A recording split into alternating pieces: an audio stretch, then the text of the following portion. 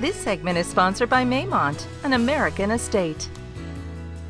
Well, welcome back to Virginia this morning. We're outside the studio right now. I'm with Amy Hicks of Amy's Garden out of Charles City County, Virginia. She's got a USDA certified organic farm making beautiful vegetables, beautiful herbs, and she's part of Maymont's Herbs Galore and More coming up this Saturday. Amy, it's great to have you with us. Thank you so much, Jess. I'm delighted to be here. You've brought a beautiful selection of quite a few things, honestly. Some vegetables that are really now on the farm. Right. We have some Swiss chard. This is a delicious green that we're harvesting right now. And we have some beautiful red spring onions that are super tasty. What does it mean to be an organic farm, an all-organic farm? Okay, that's a great question. We get that a lot. When you're certified organic, we are certified by the Department of Agriculture and inspected yearly. On our farm, we never use any harmful pesticides or herbicides to kill weeds. We use only all-natural fertilizers. So everything we use is safe for you and safe for the environment. More and more of us are getting interested in doing organic farming and certainly buying organic produce and organic flowers and herbs and all sorts of things. But if we're trying this at home, what's a really easy way to get started to just really branch out in that direction? Okay. Well, I always love for everybody to grow their own vegetables. It's a great hobby to have and really easy to do. And doing it organically is just easier than you think. Start with a soil test. That's always a good idea to get your soil tested. And then when you're growing organically, your main focus is on improving your soil and adding great things to your soil, like this compost. I brought an example of this nice, beautiful, rich compost. So amending your soil and feeding your soil all the time is what you want to do, because that's going to give you great, healthy plants. And then healthy plants grow easily and they resist disease and pests. So I brought along also an example of some organic fertilizer, which is readily available, both these products are, at any good garden center. So organic fertilizers and compost, that's going to feed your soil, feeding the soil microorganisms and the soil microbes, and that's going to make for a really great environment to have healthy plants. Okay, so we've set the foundation with some good compost, amending your soil, getting some fertilizer going so your food has food. Yes. And you've brought some great examples of tomato plants and peppers and other goodies you'll have out on Saturday at Herbs Galore and More. But these represent types and varietals that do really well here, and that's part of the equation too. Exactly. So we are farmers ourselves. We're vegetable farmers.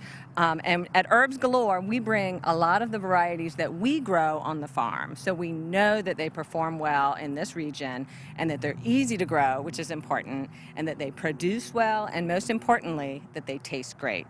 So I brought along a couple examples. We really specialize in heirloom tomato plants at Maymont's Herbs Galore, and we'll have over 40 varieties. I brought today, for example, one of the most popular is Cherokee Purple. It's a dark purple tomato, an heirloom big beefsteak that is just absolutely delicious and always the first one to sell out at our markets. Okay. And I brought a few peppers too, which are different varieties that you won't normally see at your local greenhouses, like a poblano or a padron. That's a specialty Spanish pepper.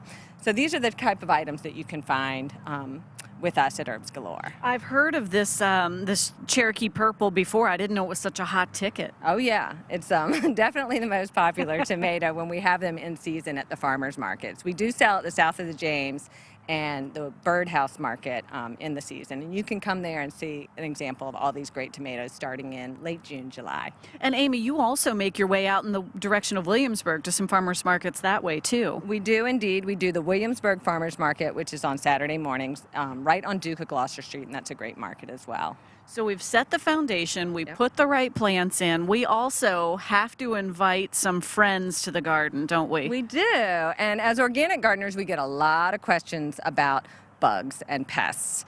And first, I advise you to have a great bug book, like I brought one today, just so you can identify insects in your garden. You want to know if they're good or bad. They might be good. Yeah. So a good bug book with color pictures is really important. And I brought along too an example of this is actually turnips in bloom. These were turnips from last year, and in the spring they bloom. And beneficial or good insects love these little flowers, so they're really attracted to them.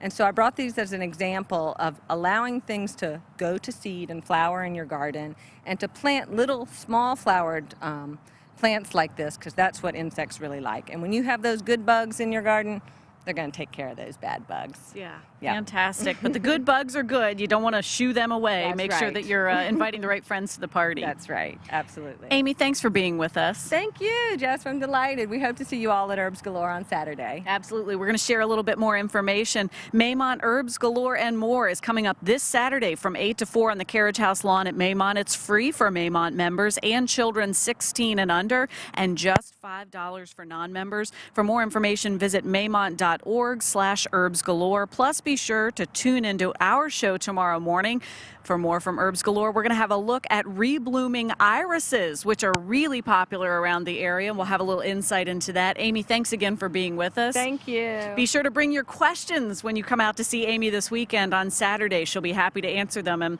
I might just have to pull this little Cherokee purple guy aside.